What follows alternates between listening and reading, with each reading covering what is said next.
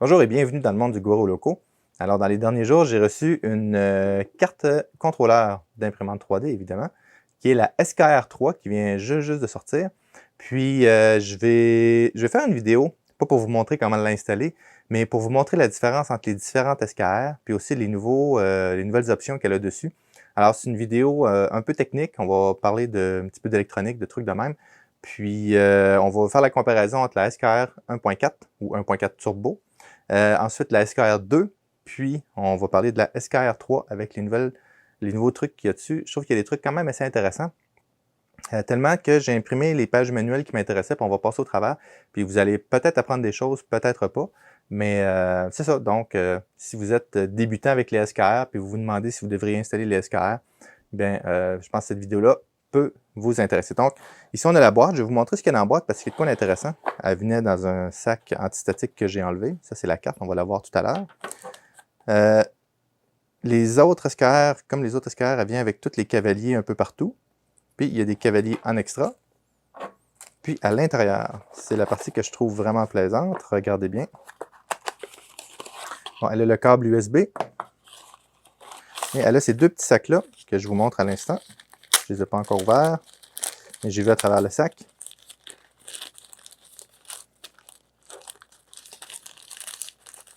Alors, il y a ce qu'il faut. C'est pas facile à sortir. Pour faire ses propres connecteurs.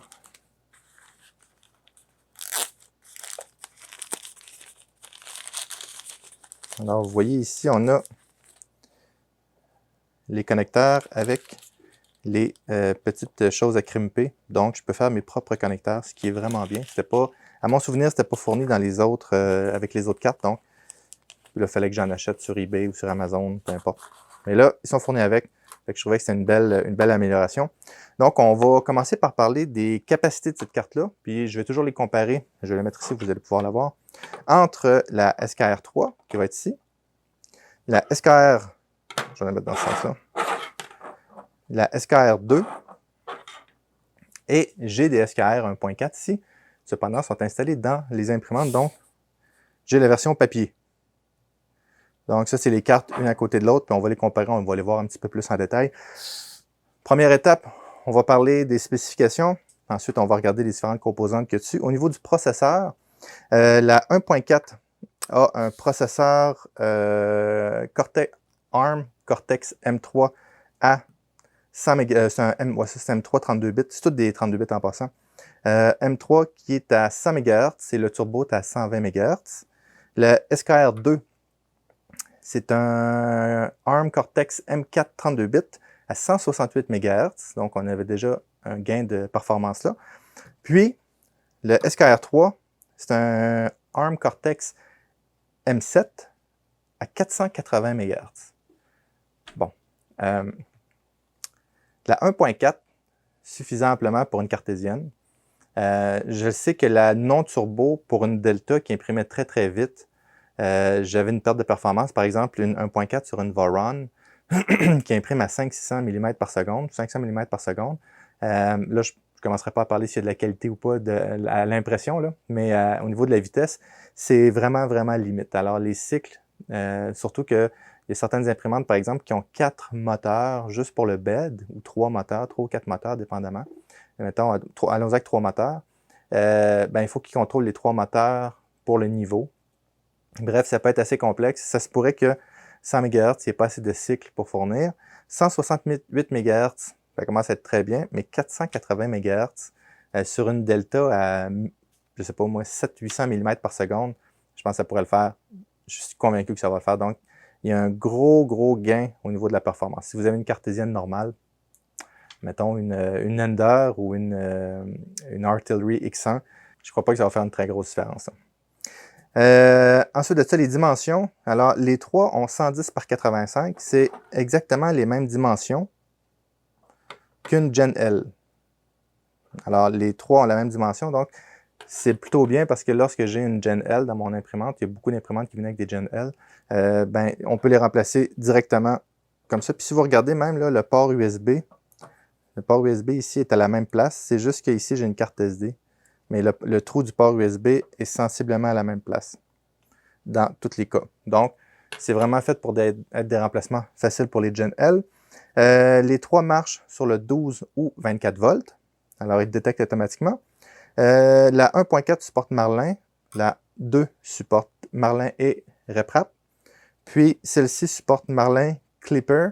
Puis, RepRap est en debug, est en développement. Là, donc, elle va supporter RepRap bientôt. J'ai rarement vu des imprimantes qui avaient RepRap dessus. Normalement, on voit Marlin, Clipper. C'est pas mal les deux qu'on voit. Ou SmoothieWare dans certains cas. Ça prend un board spécial pour ça aussi. Au niveau des ventilateurs, alors des fans CNC, c'est-à-dire que je peux contrôler. Elle, c'est marqué qu'il y en a un. Celle-ci en a 3, puis celle-ci en a 3. Alors, on les voit, les 3 sont ici, là. Là, là et là. Tandis que celle-ci était ici. Celle-ci, bon, celle-ci et celle-là sont... le ventilateur, c'est 12 ou 24 volts, dépendamment de l'alimentation que j'envoie dedans. Mais celle-ci, je peux changer le voltage pour du 5, du 12, du 24 volts. C'est-à-dire, vous voyez ici, je vais grossir un petit peu. Alors, vous voyez ici, j'ai un connecteur, puis j'ai un autre connecteur juste ici. Alors, je peux mettre un module ici qui va faire que ces 3 ventilateurs-là vont être alimentés sur le 5, le 12 ou le 24 volts. Alors, c'est un module externe que je vais mettre dessus. Par défaut, ça va être, si je n'ai pas le module, là, ça va être l'alimentation qui est dessus, qui va, si c'est 12 volts, il va fournir 12 volts, si c'est 24 volts, il va fournir 24 volts. Ensuite de ça, des fans, juste des fans normales, autrement dit, sont toujours à on ou toujours à off. Celle-ci peut en supporter 3, la 1.4. Celle-ci peut en supporter 2, celle-ci peut en supporter 2. On les voit, là, sont ici et là, puis ici et là, sont à peu près aux mêmes places. Les drivers qu'ils supportent, ils supportent pas mal tous les mêmes drivers, c'est-à-dire, j'ai la liste ici, là, LC 8729, les DRV 8825, les A 4488, 4988, excusez-moi, les ST 820, les TMC, toute la série TMC. Puis, celle-ci supporte les Easy Series, EZ, là. C'est que c'est un genre de module que je mets par-dessus ça, puis le driver vient se mettre facilement par-dessus. Il y a un autre modèle aussi qui est la SKR3 Easy, EZ, là, que vous allez voir, là, les trous sont à diagonale, puis c'est des drivers différents que je vais mettre dessus. Je ne l'ai pas encore vu. Je ne sais pas s'il y a des avantages. Peut-être c'est plus facile de changer de driver, puis qu'on ne peut pas se tromper de sens. Bref, je ne le sais pas, je ne les ai pas encore vus, mais il paraît qu'on s'en va vers là. Donc, les autres ont décidé ça. On va voir.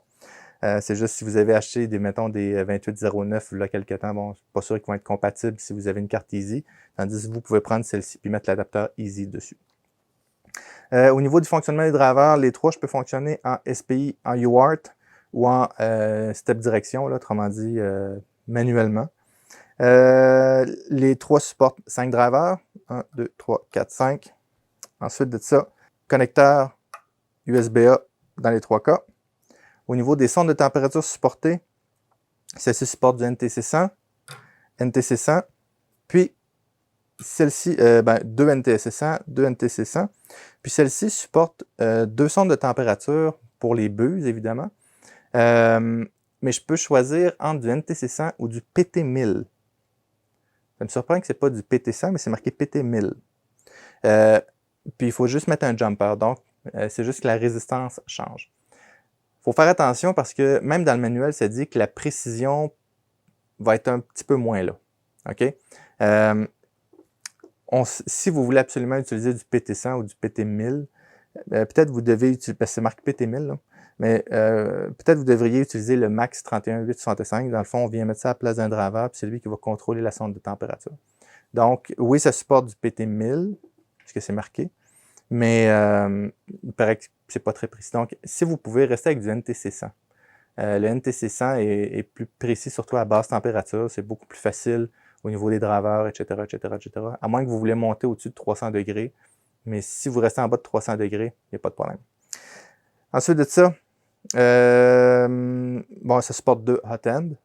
Il supporte toutes 2 hot end. On le voit ici dans ce cas-là. C'est celui-là ici, HE0, HE1. Quoi d'intéressant, on va parler des MOSFET. Les MOSFET, c'est ça qui va fournir, on va dire, pas fournir la puissance, on pourrait dire ça de même, là, qui va permettre un certain nombre de wattage ou d'ampérage d'aller pour la buse ou les buses ou le hotbed, le bed chauffant. C'est intéressant parce qu'ici, on utilisait du WSF 3085, 85 ampères continu. OK, là, je ne prends pas les pics parce que les pics sont plus élevés que ça, mais en continu. Donc, 85 ampères pour les bus, c'est quand même beaucoup. La SKR2. Alors, ils ont sorti des modèles avec des G06, N06. Ils sont seulement 9 ampères. Et puis, celui-là, je ne sais pas si vous le voyez, là. Je vais zoomer dessus. Mais j'ai changé ce MOSFET-là parce que c'est lui qui faisait la détection automatique des inverse drivers, là, un driver que je mettrais à l'envers, au lieu de toaster. C'est le MOSFET qui mangeait le coup. Puis, dans le fond, je l'ai changé lui ici. Donc, on va voir là. Ben, on ne le verra pas parce que je ne l'explique pas, mais il y a une série de SKR qui venait avec des mauvais MOSFET qui ont fait un rappel, là, puis il y a eu une grosse annonce là-dessus. Donc, les modèles buggés utilisaient la série G09N06, 9 ampères, mais les nouveaux modèles, ceux qui ont deux collants marqués QC en arrière, QC, utilisent des HY1904. C'est d'ailleurs des HY1904 package C2, là. 65 ampères qui sont utilisés. Il y en a un par hot-end, ce qui est amplement suffisant. Alors, les trois supportent évidemment un hotbed. Puis, au niveau de l'ampérage des hotbeds, c'est intéressant parce qu'à partir de l'ampérage, je peux savoir quel genre de surface chauffante que je peux mettre. Celui-ci, un 12 ampères peak, c'est-à-dire un maximum. Celui-ci, 10 ampères. Celui-ci, 10 ampères. Peak, 11 ampères. Si vous avez un bed de 800 watts, de 1000 watts, de 650 watts, qui chauffe énormément, ou même il y en a des 2000 watts, ne demandez pas à la carte mère de fournir ce genre de wattage-là, ce genre d'ampérage-là. Allez-y plutôt avec un MOSFET externe. C'est-à-dire, vous prenez les fils du bed, vous les mettez dans un relais SSR, par exemple, puis c'est lui qui va alimenter le bed. Ça va être beaucoup plus... votre carte va durer beaucoup plus longtemps parce que, par exemple, on voit là, quand on regarde les spécifications de température pour les MOSFET, on les voit à 25 degrés puis à 100 degrés, puis il y a une bonne différence. Si votre MOSFET roule tout le temps à 100 degrés, ben, il ne vivra pas longtemps.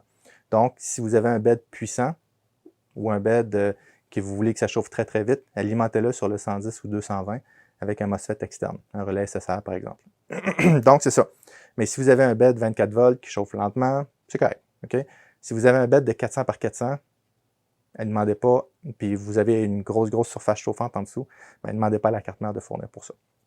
Mais 220 par 220, mettons une Ender, ça devrait faire en masse. Là. Les MOSFET qui sont utilisés pour le heatbed, c'est un WNK 220N04, 220 ampères sur la 1.3. Alors, il y a quand même un bon MOSFET là-dessus. Celle-ci, c'est un G017N04, 135 ampères, ce qui n'est pas mauvais. Puis c'est le même pour celle-là. Donc, il y a des composantes qui sont transférées d'une à l'autre. Bon, un hotbed chaque. Ensuite de ça, les trois supportent le BL Touch nativement. On va le voir dans un instant. Détecteur de filament, les trois aussi. Reprise en cas de panne. Celui-ci a besoin d'un module externe. Celui-là a besoin d'un module externe. Celui-là, je peux prendre un module externe ou utiliser la carte SD. Ça prend une carte SD qui va être quand même assez rapide parce que j'ai vu des imprimantes, c'était la Anycubic. Oui. Quand on imprimait rapidement, elle faisait la reprise en cas de panne sur la carte SD. Puis quand la carte SD était trop lente à écrire, l'imprimante arrêtait. Puis ça faisait des pauses. Donc, ça prend une carte SD quand même rapide si vous voulez faire ça. Mais c'est bien, la SKR3 le supporte. Fermeture automatique, autrement dit, quand l'impression est fermée, l'impression est terminée, ça éteint l'imprimante. Les trois le supportent avec un module externe.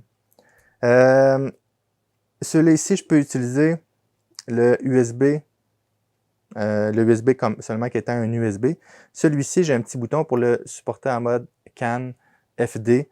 CAN, c'est pour Controller Area Network. Je ne sais pas pourquoi je gérais ma carte en CAN, du CAN Bus qu'on appelle. Je ne sais pas pourquoi, mais il y a cette option-là. Peut-être qu'il y a eu une demande. Peut-être pour ceux qui ont des fermes d'imprimantes, c'est beaucoup plus facile. Mais si vous le savez, pourquoi j'utiliserais du CAN au lieu du USB, dites-le moi. Je suis curieux de le savoir. Carte SD, pour le firmware, dans les trois cas, c'est du micro SD. Au niveau du Wi-Fi, la 1.4 supporte les ESP01S qui sont très lents. Celle-ci supporte ESP12S ou ESP07 qui sont aussi lents, tandis que celui-ci supporte du ESP12S, ESP07 ou du ESP32. Alors on voit ici là, Celui-ci, c'était où déjà? Ah, lui, c'est ici. Alors, c'est un petit connecteur qui est là, qui supporte le Wi-Fi. Donc, je vous recommande du ESP32 si vous voulez mettre du Wi-Fi. C'est un petit peu plus performant. Les écrans supportés, dans les trois cas, ils supportent les écrans série, comme on retrouve par exemple, c'est laquelle? La Tarantula. Vous savez, les gros écrans avec les deux câbles connecteurs. La Tornado est comme ça aussi. Donc, ça vient avec deux câbles, les écrans série. TFT, SPI ou LCD. Donc, les trois supportent le même type d'écran. Les trois ont des fusibles. Celui-ci a des fusibles standards, comme on retrouve dans les véhicules. Celle-ci a des micro-fusibles, qu'on retrouve ici. Puis, ils sont revenus avec les fusibles standards. J'aime mieux ces fusibles-là parce que vous pouvez aller dans n'importe quelle boutique où ils vendent des pièces d'auto, puis vous pouvez en acheter un paquet pour 10 $.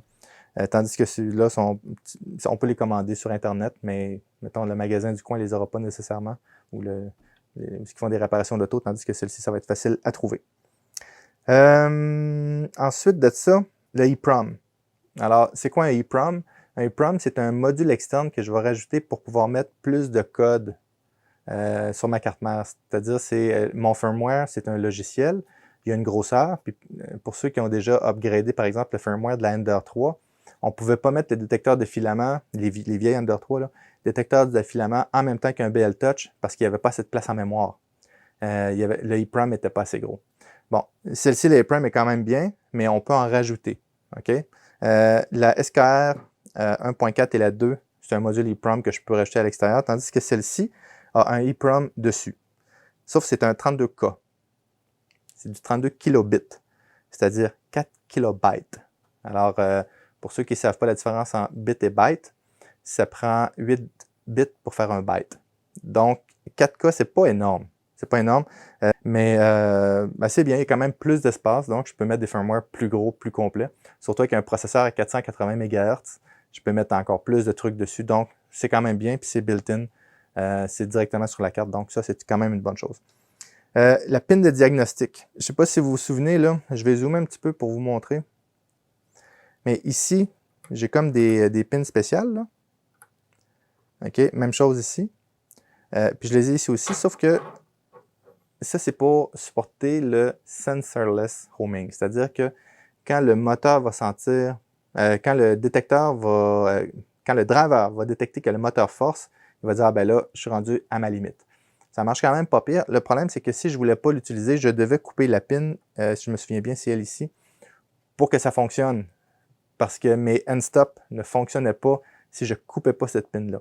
C'est un petit peu tannant parce que on coupe la pin sur le driver, puis après, si je veux changer, je veux mettre du sensorless, mais il faut que je ressoude de quoi sur mon driver, c'est un petit peu tannant. Alors ici, ce qu'ils ont fait, ils ont mis un petit cavalier là. Je vais vous montrer, je vais grossir un petit peu. Alors ici, maintenant, il y a un cavalier qui fait que je peux activer ou désactiver le sensorless. C'est vraiment, vraiment, vraiment une bonne idée. Pour ce que ça a coûté, en plus, l'espace était là. Si on regarde ici, lui aussi, il l'avait. C'est drôle, il le marque comme un nouveau feature, puis je viens de m'apercevoir qu'il l'avait. Eh bien, celui-là, ce qu'il l'avait, lui, il ne l'avait pas. Alors, peut-être qu'il l'avait dans la SKR2 et je ne le savais pas. Mais bref, il l'a maintenant sur la SKR3. On va comparer ces deux-là. Donc, bonne chose, mais je viens de voir qu'il l'avait sur la SKR2. Fait que, plutôt bien. Mais je viens de le découvrir. Extra, ici, il y a un petit bouton. Je vais vous montrer. Voyez-vous? Bon, ça, c'est le bouton Reset. Alors, celle-ci, est-ce qu'elle en avait un? Celle-ci n'avait pas de bouton Reset. En tout cas, j'en vois pas. Puis, celle-ci avait un bouton Reset juste ici. Alors, ça, c'est le bouton Reset. Et il y a un bouton DFU. DFU qui veut dire Direct Firmware Update. Quand on a un problème, lorsqu'on update le firmware, il faut la bouton en mode DFU, Direct Firmware Update, c'est-à-dire qu'elle ne va pas loader le firmware, elle va se mettre en mode j'écoute pour avoir un nouveau firmware. Ça va arriver lorsqu'on appelle ça bricker une carte mère. Donc, je ne l'ai pas essayé, mais d'après moi, si je mets l'alimentation dessus en tenant le bouton enfoncé, probablement qu'elle tombe en mode DFU et puis là que je peux la diagnostiquer un petit peu mieux. C'est plus facile que se connecter sur les ports série ou sur les ports... je me rappelle plus du nom, là. Il y a des ports pour ça. Il faut que je me connecte avec des fils, soit qu'on y va avec un petit adapteur USB pour ça, puis là, on la reprogramme. Bref, c'est un petit peu du trouble lorsqu'on les brick. J'ai déjà récupéré une SKR Pro comme ça ici, de cette façon-là. Celle-ci, le processeur est brûlé dessus, là, malheureusement. J'ai fait un court-circuit, puis ça a grillé la carte. Mais j'en ai déjà débogué une comme ça, sur ma GL4, ma grosse 400 par 400. J'ai fait un update de firmware, puis j'ai fermé l'imprimante pendant l'update de firmware. Une erreur de ma part. Puis il a fallu que je me rappelle plus comment j'ai fait, là, mais il faut se connecter, si je me souviens bien, c'est après ces pins-là. Là. Celle-ci, à mon souvenir, j'avais suivi une procédure que j'ai trouvée sur Internet, ça a bien été. Là. Mais celle-ci, il y a un petit bouton directement pour ça, ce qui est quand même plutôt bien. Bon, puis la mise à jour des firmware, c'est fait par la carte SD, là, comme la plupart des STM le font. On va regarder les différentes composantes. Alors, on va faire le tour, tout simplement. Alors, ça ici, c'est le CPU pour les 3 CPU contrôlables, les 3 fans contrôlables. Ça ici, c'est pour les hot end. Alors, ici, j'ai la 1, j'ai la 0. Ici, c'est mon entrée électrique. Ça ici, c'est mon bed qui vient se brancher là. Ici, j'ai les MOSFET pour les têtes. Puis ici, pour mon bed. J'ai mon port USB pour la contrôle à distance. Ici, j'ai mon connecteur Wi-Fi, carte SD. Ça ici, c'est pour se connecter sur le bus CAN FD. J'ai aucune idée comment l'utiliser. Ça ici, c'est pour mettre un écran TFT. Alors, ça ici, c'est pour mon bed. Ça ici, c'est pour ma tête de chauffe 0. Ça, c'est pour ma tête de chauffe 1. Ça ici, c'est ces 5-là, le paquet de 3 et de 2, c'est pour mon BL Touch. Ça ici, c'est pour contrôler des lumières RGB. C'est NeoPixel, on pourrait mettre ça ici. Là. Donc, c'est pas un rouge, un bleu puis un vert. C'est pour du NeoPixel. Ça ici, c'est 2 ports série pour un écran ou pour mettre une extension de driver. Alors, je peux mettre un module qui se connecte ici, puis je peux connecter 3 drivers supplémentaires, si je me souviens bien. Ensuite de ça, ici, j'ai mes end-stop X, Y et Z. Ici, j'ai mon détecteur d'alimentation. On va le voir dans un instant. Ensuite de ça, lui, je crois que c'est mon détecteur de filament pour l'extrudeur 1, détecteur de filament pour l'extrudeur 0. Et puis, qu'est-ce que j'ai d'autre là-dessus? Ça ici, je l'ai dit tantôt, c'est pour contrôler le voltage sur mes 3 ventilateurs qui sont là. Ici, j'ai de quoi de particulier? J'ai 2 cavaliers, c'est marqué bon, HE0, HE1, mais j'ai rien trouvé sur la documentation. Alors, je ne sais pas si c'est pour désactiver les extrudeurs ou pour changer le voltage, mais ça n'en parle pas. Donc, j'ai 2 cavaliers ici que je me demande à quoi ils servent. Donc, c'est ça. Ah, puis ici, c'est pour savoir si j'utilise le voltage de la carte ou le voltage extra ici, si on veut. Là. Ici, j'ai mes cavaliers pour en mode SPI, UART ou peu importe. Puis ici, j'ai mes différents steppers. Alors, si je me souviens bien, c'est le X, Y, Z, A, Z, B. Alors, quand j'ai 2 axes pour le Z. Ici, j'ai mon extrudeur 0, extrudeur 1. Puis ici, j'ai 2 ventilateurs. Donc, ça fait pas mal le tour. Ah, puis ici, j'ai des petits connecteurs aussi. Ouais, ça ici, c'est... On voit, je vais grossir encore un petit peu. Ça ici, c'est pour le mettre en mode PT1000. Donc ici, je peux choisir si je mets mes drivers en mode UART, en mode SPI, selon les pins que je mette là, ou simplement les mettre en mode manuel, c'est-à-dire à partir de la feuille ici. Là. Je peux choisir si je mets mes MSI, MS1, MS2, MS3, je peux changer mon stepping. Sinon, ben, je peux le mettre, comme j'ai dit, en mode UART ou SPI. Je ne commencerai pas à expliquer la différence en mode UART ou SPI, mais bref, on peut contrôler ça ici. Et puis ici, je peux dire si j'utilise la pin de diagnostic ou pas, qui sert pour le sensorless homing. Donc, en passant, le sensorless homing, je l'ai essayé, ça demande beaucoup de calibration. Je préfère, par exemple, un BL Touch. La Ultimaker fonctionne en sensorless, c'est quand même bien, mais je préfère la bonne vieille méthode. Ensuite de ça, on a le petit bouton ici qui permet lorsque le bouton est relevé, j'étais en mode USB. Quand le bouton est baissé, j'étais en mode CAN FD. Ça ici, comme j'ai dit, c'est pour la sélection de l'alimentation. Pour la sélection de l'alimentation, j'ai besoin d'un module comme celui-ci, là. Un module, ça s'appelle le SKR3DC. Puis, dépendamment de comment je mets les jumpers dessus, là, je peux le mettre en 5 volts, 12 volts ou 24 volts. Ensuite de ça, pour mon BL Touch, dans le fond, ça ici, c'est mon côté, c'est pour mon cerveau, c'est-à-dire le ground, le 5 volts et mon signal. Puis ici, j'ai pour la probe, là, pour faire sortir la probe, qui est le ground et le signal. Donc la documentation est bien faite là-dessus, là. C'est tout clair. Ici, c'est le Auto Power Off. Alors ici, j'ai le ground qui est là, puis l'alimentation qui est là. Faites attention, des fois les modèles changent, des fois il y a des révisions. Par exemple, ils ont déjà sorti un modèle où il y avait inversé le plus et le moins, puis on grillait, ben, c'est celui-là ici. Là. Celui-là ici, si je me souviens bien, c'est celui-là ici. Le hotbed est marqué moins et plus. Moins et plus, pourtant le plus est ici. Alors, ils ont sorti une autre révision là, pour dire que le plus était là et le moins était là. Donc, moi, ce qui est arrivé, je l'ai branché à l'envers et j'ai grillé la carte mère parce que j'avais mis un MOSFET dessus. Puis en tout cas, j'ai fait une erreur aussi, mais bon.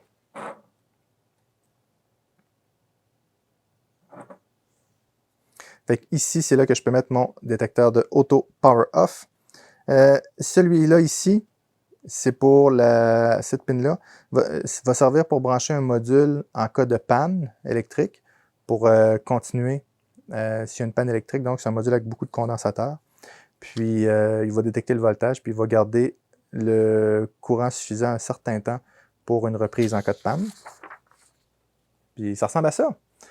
Si vous regardez le plan, je vais vous montrer le plan là. C'est le plan que je me sers le plus souvent. Si vous téléchargez le firmware de chez BQ, du site web, vous allez voir, il y a SKR3 avec le board et toutes les pins dedans. Vous allez voir, mettons, PB4 qui représente l'extrudeur 1, tout ça. Alors, vous pouvez faire une corrélation entre ce qu'il y a dans le firmware et ce diagramme-là. Comme ça, vous pouvez trouver quels pins sont où. Si vous voulez utiliser un ventilateur en particulier, ben, vous pouvez sélectionner par exemple celui-ci. Fan 0, c'est PB7. Fan 1, PB6, PB5 pour le fan 2. Puis vous pouvez contrôler les différents fans de même et ainsi de suite pour le reste. Maintenant, mon évaluation sur cette carte-là, je ne l'ai pas essayé. Je ne l'ai pas essayé encore, mais j'ai regardé les spécifications. Je trouve que c'est une belle carte. J'aime beaucoup les cartes SKR. Je trouve qu'ils ont des belles fonctionnalités. Les firmware sont bien expliqués. Si vous allez sur le site de BQ, vous allez voir, il y a beaucoup de documentation, comment modifier le firmware. Il y a déjà des firmware de près. Souvent, quand je vais modifier une imprimante, je vais mettre une SKR dedans à cause de toutes les options et la documentation qui vient avec. Je ne les prendrai pas pour la performance parce que normalement, quand j'imprime entre 50 et 100 mm par seconde, une Gen L comme celle-ci, à la limite, va faire le travail. Si je vais dans une Delta ou une Voron ou quelque chose qui va imprimer très rapidement, je n'irai pas avec une Gen L, je vais aller avec une 32 bits premièrement. Puis tant qu'à mettre une bonne carte, mettons vous avez une Voron, puis vous ne voulez pas payer une carte à 500$ nécessairement, mais je pense que la SKR3 pourrait faire un bon travail. Si vous avez besoin de plus d'extrudeurs, par exemple, celle-ci en supporte 6, 1, 2, 3, 4, 5, 6. Il y en a qui en supportent 8. Ou sinon, vous prenez la SKR comme ça, vous mettez l'extension, c'est que vous allez vous ramasser avec 8 drivers, qui normalement est suffisant. Si ce n'est pas suffisant pour vous, vous voulez encore plus de performance, ben c'est pas compliqué. Prenez 2 cartes comme ça, vous mettez Clipper dessus, vous mettez 2 cartes, comme ça vous allez avoir 10 drivers, puis vous allez pouvoir contrôler jusqu'à 2 hotbeds, puis 4 têtes. Pourquoi vous auriez 2 ou 3 ou 4 hotbeds? C'est que si vous avez, mettons, un bed de 500 par 500, vous pourriez acheter 4 surfaces chauffantes, puis mettre 4 cartes dessus. Alors, Clipper permet de mettre, je ne sais pas si on peut aller jusqu'à 4, non? On peut aller jusqu'à 2. Bon, mettons, vous avez un bed de 500 par 500, puis vous mettez 2 pads chauffants en dessous. Vous pourriez faire chauffer juste la moitié, théoriquement. Donc, ce ne serait pas d'emblée, il faudrait travailler un peu là-dessus. Là. Mais puis les softwares, souvent, ne sont pas faits pour faire chauffer 2 beds. Donc, il y aurait un petit défi technique là. Mais sinon, vous pouvez faire comme sur les... comment est-ce qu'ils s'appellent? les Modix. Les Modix, c'est un module externe pour contrôler la chauffe du bed. Donc, vous pourriez avoir un module externe puis faire chauffer les différentes zones de bed. Vous ne seriez même pas obligé d'utiliser la carte mère. Donc, il y a différentes façons de faire, mais rendu là, on est rendu avec des machines assez compliquées, puis souvent, on va y aller avec des cartes mères un petit peu plus évoluées. La Duet, par exemple, permet de faire un petit peu plus de trucs que ça, mais la Duet est quand même très chère comparativement à celle-ci. Puis c'est ici, côté prix, performance et options, et la grandeur. Il ne faut pas oublier qu'elle se met directement à la place d'une Gen L. Je pense que c'est un très, très bon choix. Donc, j'aime bien les SKR. Je trouve aussi les écrans SKR sont bien. Les TFT35, il y a des 5 pouces. Je crois qu'il y a des 7 pouces aussi. Ils vont super bien. On peut mettre le Wi-Fi dessus. Donc, c'est une belle carte pour faire des upgrades. Donc, bravo à BQ. Ils ont réussi à se dépasser encore un peu avec la SKR3, surtout au niveau du processeur. Peut-être la prochaine fois, je vais vous parler des Easy Drivers si je les reçois. Mais d'ici là, je voulais remercier à BQ de m'avoir envoyé la carte. Ma prochaine modification, c'est probablement elle que je vais mettre dedans. Peut-être sur une Delta. Hein. Ça fait longtemps que je n'ai pas modifié une Delta. Peut-être ma Little Monster pourrait profiter de ça. C'est une vieille c'est une SMKS qu'il y a dedans. Une SmoothieWare. C'est celle d'origine. Donc, elle date un peu, mais elle va bien. Fait que j'ai pas de problème de performance encore avec. Donc, merci beaucoup à BQ. Merci aux supporters de la chaîne qui sont ceux-ci. Si vous avez aimé les vidéos, s'il vous plaît, mettez un like. Si vous n'êtes pas abonné à la chaîne, abonnez-vous. Merci beaucoup et à bientôt.